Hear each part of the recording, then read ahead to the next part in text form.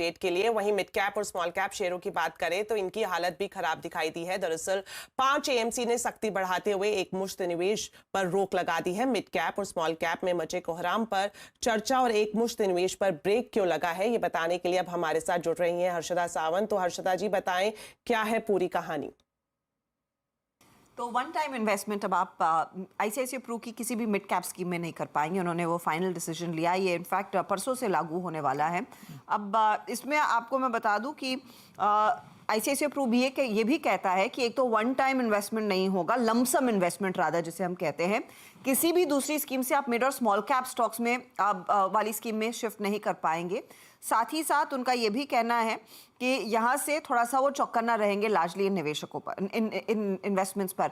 लेकिन आपको एक चीज़ ध्यान में रखनी, आईसीआईसीआई प्रूडेंशियल ने वो पहला फंड हाउस है जो इस तरह का नियम अपने मिड कैप फंड्स पर भी लेकर आ रहा है। इससे पहले इस तरह का एक्शन हमने दूसरी एएमसीज की तरफ से स्मॉल कैप फंड्स पे आया था। उनके नाम मैं आपको बता दूं, इसमें आपको ध्यान देना है कि Nippon India, Tata mutual fund, SBI mutual fund और अब आईसीआईसीआई प्रू के साथ कोटक एएमसी जैसे नाम हैं।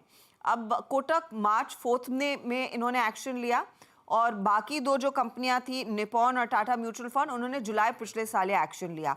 अगर आप इस समय इन्वेस्ट करना चाहते हैं तो आईसीआईसीआई प्रू ने साफ आपको कहा है कि कितना पैसा लगा सकते हैं। डेली एसआईपी 10,000 मैक्स लिमिट है, वीकली एसआईपी या फिर एसटीपी वो 50,000 की लिमिट है। अगर आप 15 दिन वाली एसआईपी में ले रहे हैं तो मैक्सिमम आप 1 लाख रुपए डाल सकते हैं और एक मासिक यानी मंथली एसआईपी या फिर एसटीपी में पैसा लगाएंगे तो 2 लाख से ऊपर फंड आपसे पैसे नहीं लेगा। वैसे ही क्वार्टरली के लिए भी वो 6 लाख की लिमिट तय की गई है।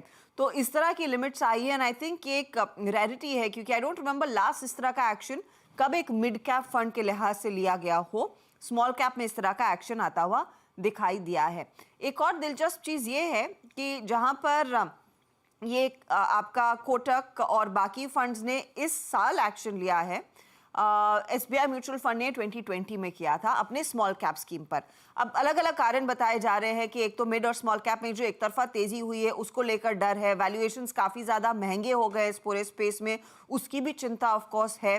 बार बार हम रेगुलेटर की तरफ से ये स्टेटमेंट सुन रहे हैं कि एक बबल बन रहा है, बबल को ज़्यादा बड़ा नहीं बनने देना है, इसीलिए सतर्क रहना चाहिए। और उसी कॉन्टेक्स्ट में दरअसल अब म्यूचुअल फंड हाउसेस भी एक्शन ले रहे हैं और अब मिड कैप्स पर भी वो एक्शन आता हुआ जो पहले सिर्फ स्मॉल कैप्स तक सीमित था।